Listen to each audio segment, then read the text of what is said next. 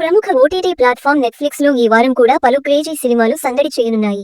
ఇక ఈ క్రమంలో తాజాగా ఈ ఓటీటీ ప్లాట్ఫామ్ లో 2 భారీ చిత్రాలు నేటి మే 8 నుంచి స్ట్రీమింగ్ కు వచ్చాయి.